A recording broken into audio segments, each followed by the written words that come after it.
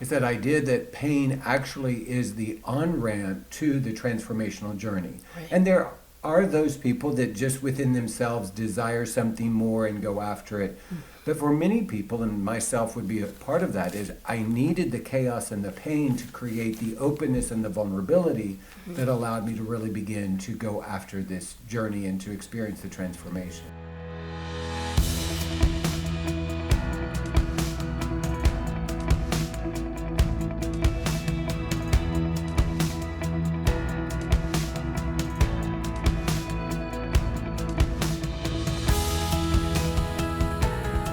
Welcome to the Faithful and True podcast. Today we have a very special guest. Our very own co-founder and director, Debbie Laaser, is here, together with Greg Miller and myself, Randy Evert.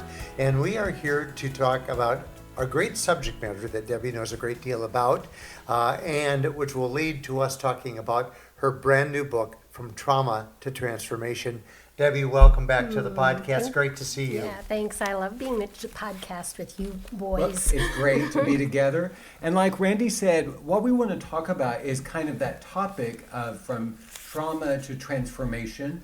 And the language that I have in my head is this idea of what does it mean to be a good steward of the pain and the trauma that we've experienced so that it does lead to transformation, so that we're not defined by it, but actually we're transformed by it.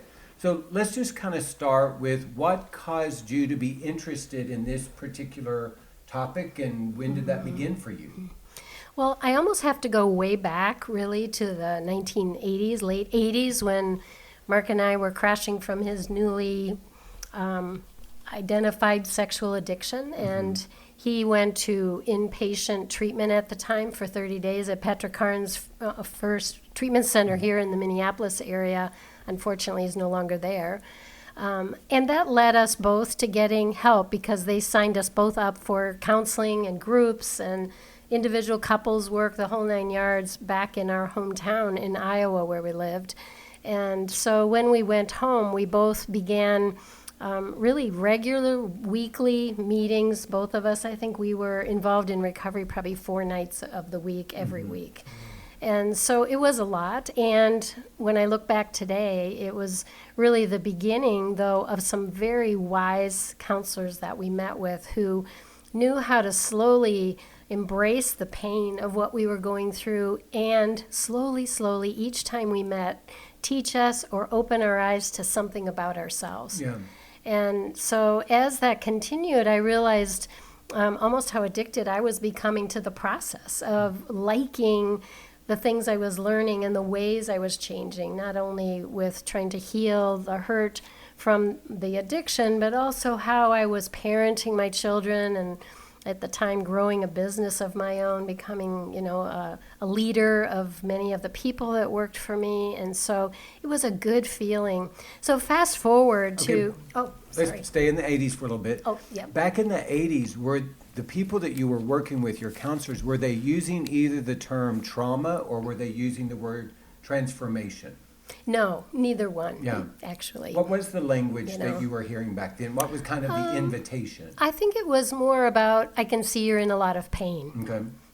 which was true. Yeah. Right. And, over the decades, names change. And, today, of Terminology course, changes. terminology, we hear a lot. It seems like everything's relating to trauma these days. But the truth is we're hurting about something. And it, obviously in our case, it was about betrayal, sexual addiction. We were both hurting. Mark was hurting, obviously, from things that led him to do what he was doing. And then I was hurting from what he was doing. So it wasn't just my side of the story, it was both of us. And our counselors had been trained by Virginia Satir. If any of our listeners know of her, she was a very profound teacher in the counseling world. She was really the first therapist who was known to work in what we call family systems today. So instead of looking at individuals by themselves and what issues they may be having, she always looked at things in systems because we're affected by others who are in our system, whether it's our children, our families, our close friends.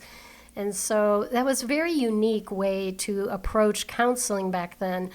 And it was also a very gentle process, Right. to be honest, the way she taught it and the way our counselors had been trained. And I think because of that, shame was reduced very quickly, and also this idea of growth out of these hard things was also a part of what we were learning. Although again, it wasn't like written out in an agenda. Here's where Right. we're going to take you. This is what we're doing on week 1, week 5, week 10. It was just an ongoing process of feeling like we were becoming different people. So what's significant is whether they use the word transformation or not, there was this recognition that you don't have to stay in the pain, that there's a way to move beyond it. You know, you move towards it, you move through it, you move beyond it. So it wasn't this hopeless of, oh, this will always be like this. Actually, there was this hope of you can move beyond this into something new. Yes, and I think the idea that we always had choices for ourselves, that no one else's life would determine what my life would be. And, you know, back then, words like codependence and so forth kind of connected us to other and relationships, and those had some bad connotations, and there was a lot to learn from those as well. But the idea that we're not traumatized, or we're not surviving because of what someone else has done, and we will always be in that place. We always have choices, is Right. what we learned. And what were those? And we visited those, and we practiced how to use them so that we would find more peace in our life and more comfort for ourselves. In the early days, did you get the message that something good could actually come out of the pain? Or did you get more of the message, you don't have to stay in the pain, you can move beyond it? I think it was both. Okay. You know, you could move beyond the pain, and there was definitely something more. And I think part of that was, again, being part of a community there. We always talk about how important community is. But the community there, the counseling groups we were a part of, were people who were further along in their journey. And that's when you begin to see what other people have done in order to make something more positive in time, and how the growth starts looking in other people. So that was very positive. Again, we weren't using a lot of spiritual terms necessarily that I like to, well, we'll get to that, won't we? Sorry. Would you hear people in your group that were further down the journey say, I know this sounds strange, but I'm very thankful for what has happened to me or what has been exposed, because I do see these good things that are coming from that? I would say so. Mm-hmm. And I Yes. think that for people, especially early in the journey, that's one of the surprising messages, is in time I can actually be thankful for some of this pain, some of this chaos, because of how I'm being transformed by it. Yes. One of the things that I've learned through my research is that this transformation that can occur from things that are very difficult, typically in our field anyway, with relational betrayal, takes about 18 months to 2 years. Before that change kind of happens in someone, like, I'm almost embarrassed to say this, but there's so much good that's coming out of this today that I can see the benefits of why maybe we've learned how to walk through this difficult situation. But Mark and I only stayed in our town at the time in Iowa for 18 months before we moved to Minneapolis, and that's when we left our groups and our community there. And so in a way, a lot of what I probably would have seen with people I had been with for a time, I didn't. Right. You know? So, but One thing that you mentioned was kind of the timing. I know that recently we were at a couples workshop, and one of the women said, yeah, I know that good things can come from this. I know that there can be transformation, and I'm just not ready to hear that yet. And I think it is important that we listen to that, we pay attention to that, because we don't want to move people more quickly, because there's a concept of the spiritual bypass, where we want sometimes in our theology to move people to find the good, see what God is doing, and we don't really necessarily give people the permission to just kind of acknowledge this is really hard, and I'm not ready to look at something good coming from this yet. yes, and not only the spiritual messages we might hear, but also families and friends who don't like to see us in pain. And understandably, they want us to hurry on and get out of this place and be in a better place so we can feel the pressure from others also to know we're strong and know we can get through this and all those good things that may be true about individuals, and they may not be timed rightly in terms of hearing and experiencing the grieving that are going to be necessary to work through a lot of the losses we're experiencing. Right. So you were experiencing this yourself. You got to the place where you began to see that good things were coming from this painful part of your story. But what also happened is you began to work in this field alongside Mark. So now you weren't just seeing it in your own story, you were becoming an active part of it in other women's stories that you were partnering with. So what was it like to be on that side of the conversation? Well, it was nice to be able to bring hope, for one thing, because being a part of leading groups, which in the beginning I did with other licensed therapists, because I wasn't licensed at the time myself, and I began that in the late 1990s, that is. I was leading groups, and not the 1890s. Yeah, that's Thank right. you for that I'm getting old, clarification. but anymore I'm learning to mention this century too. So, but I did lead a lot of groups for quite some time with many other licensed therapists, and I was one that could bring the hope to them because I was very much further along in the journey at that time, 10 and then 15 years or so. And I knew things were looking really differently, and it was possible not to live in the pain or to be a victim of something that was very hard. And so while I also was close enough to the pain yet at the time that I could embrace that, it was a both and. And I just wanted to remind people that if they couldn't feel the hope or they didn't want to talk about hope, I would hold it for them, is what I often said early on in those days. I still do today. And it's true that I think it can be very helpful to have other people who have gone before you who know what are the possibilities and hold the hope for others as well. Yeah, I remember early in my story, there was someone in my life that talked about the hope and the goodness coming from it, and I had no capacity to even engage that. All I saw was the chaos and the destruction. So it is helpful to have those hope holders in our life that can be there in those early days when we have difficulty imagining anything good coming from the chaos that we were experiencing.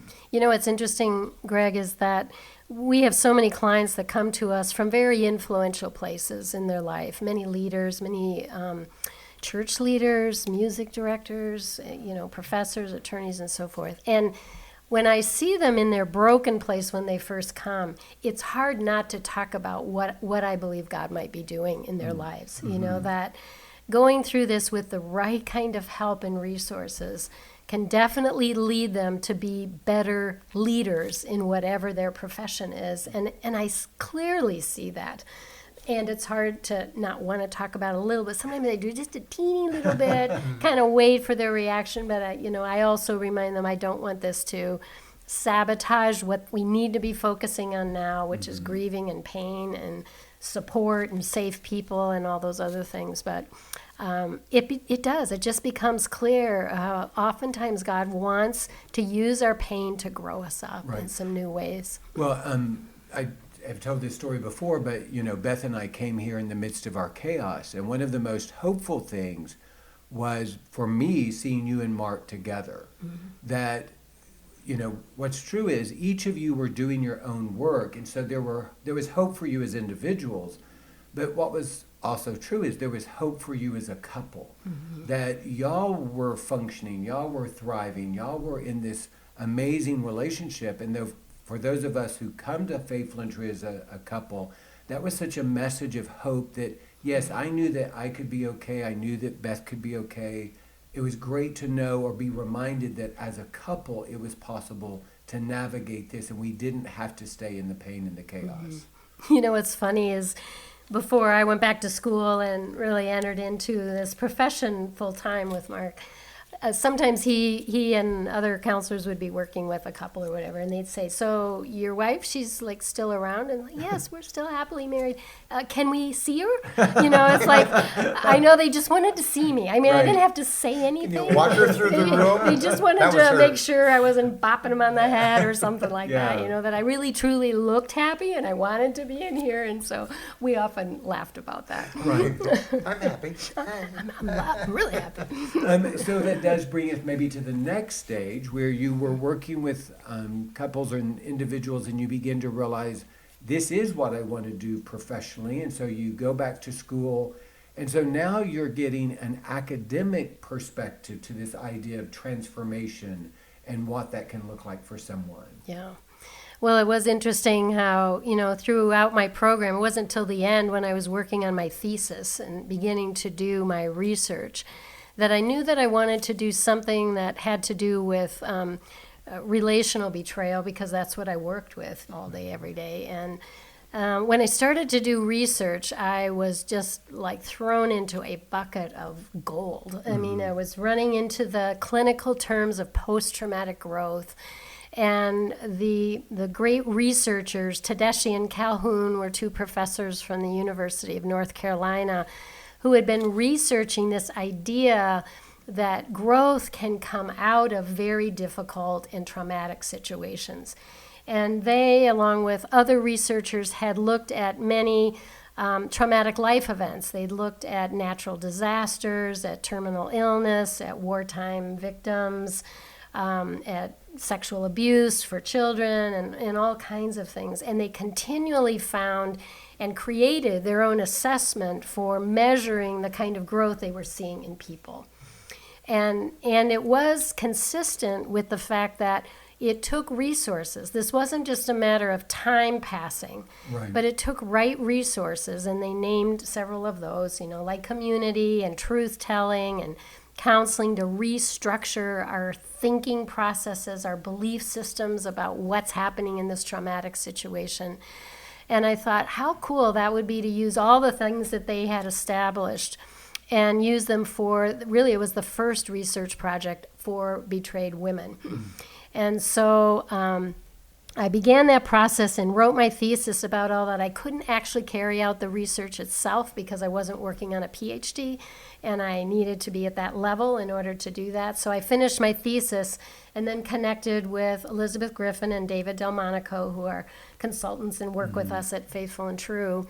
And through David's professorship at Duquesne University, I was able to do the official research with all of this information. And we found exactly the same results. And you can see I just get excited. I know. Yeah. I think I'm jumping out of my Energy chair. level just pumped up a But little. we found the same results, that, you know, with right resources and with enough time, that people did heal from relational betrayal. And there were many, many ways that they experienced growth. And I'm like, man, this is fantastic. This is what I've been living for all these years. And this is also biblical. Right. You know, so it's not just clinical, but so oftentimes we read in Scripture that, you know, God won't waste our pain. And James 1:2 is kind of my verse, you know, about count it joy when we face trials, because, you know, God is going to use us to grow us up and make us mature and not incomplete in Right. anything. So we find this to be really a journey of spiritual growth when all is said and done. You know, Right. our journey is not just stopping behaviors, figuring out how to control a husband so he won't do anything anymore. It's not about being victimized about this forever, but it's like, how in the world, what would you have me learn is the question I start asking. Not why me, which is what a victim asks, but what would you have me learn? And this is the result of all that kind of work. Well, and it's that idea that pain actually is the on-ramp to the transformational journey. Right. And there are those people that just within themselves desire something more and go after it. But for many people, and myself would be a part of that, is I needed the chaos and the pain to create the openness and the vulnerability that allowed me to really begin to go after this journey and to experience the transformation. Right. So are there ways, now that you have this academic understanding of it, that it's influenced the work that you do and how you work with women who have been relationally betrayed? Well, it has, and it's been rather organic, to be honest. I've led so many groups over the last 20 years and worked with, it's all I work with are women who have been relationally betrayed. And what I know is some of the things that we talk about don't seem to be specific to addiction at all. They're just about this change, about getting to know who we are, and especially when we're in pain. I mean, there's no greater place to know who we are and what we struggle with individually than when we're in a hard place. I mean, when life's going well and everything's lined up and everybody's happy and the kids are doing well and whatever it is, I mean, we can all look pretty decent. You know what I mean?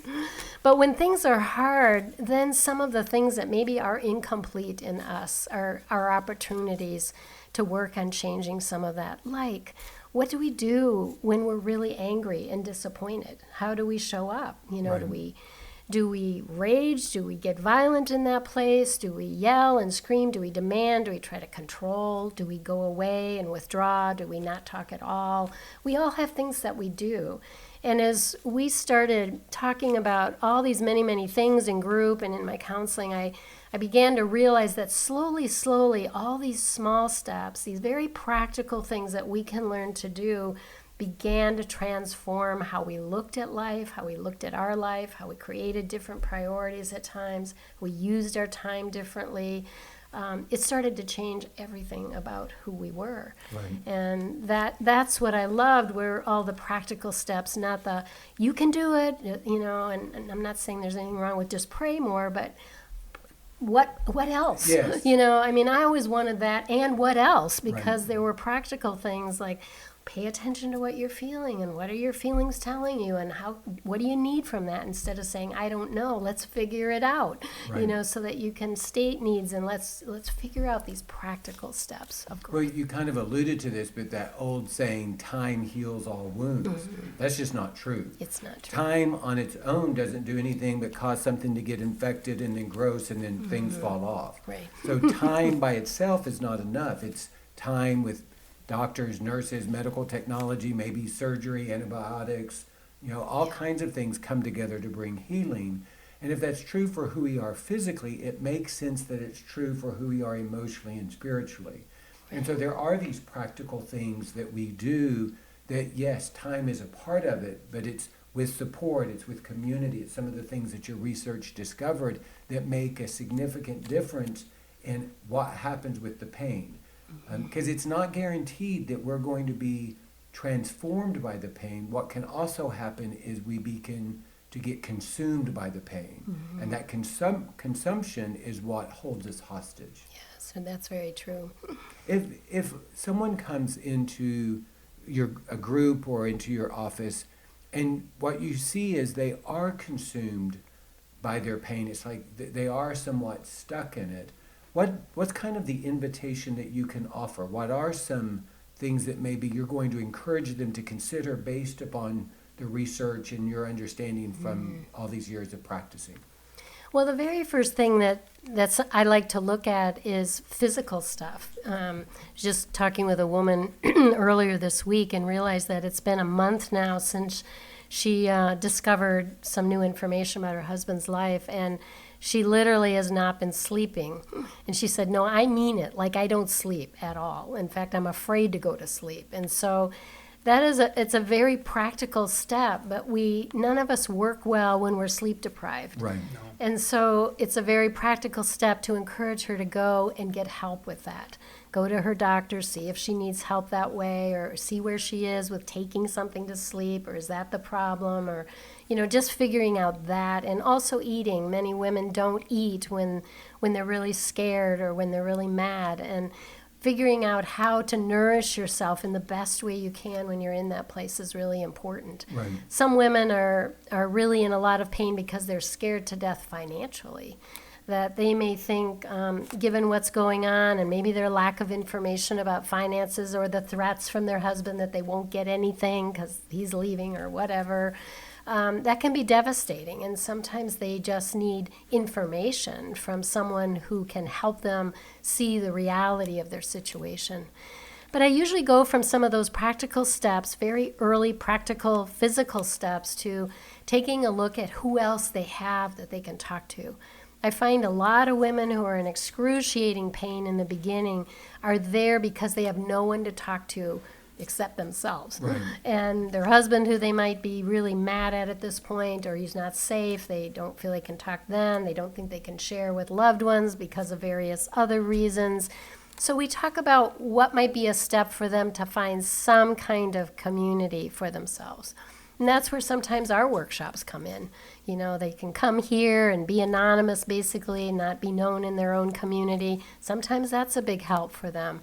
Or I talk about why they're not talking to, say, a sister or a best friend or someone they typically are very close to. And then that becomes the therapeutic issue for our conversation, is what is the fear about that?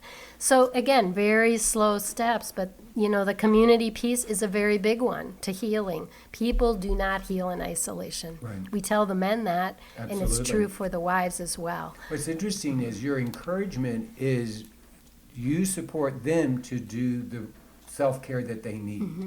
And it's interesting how when we are in pain, one of the ways that we can nurture ourselves is to start to take care of ourselves, and that actually begins to move us forward.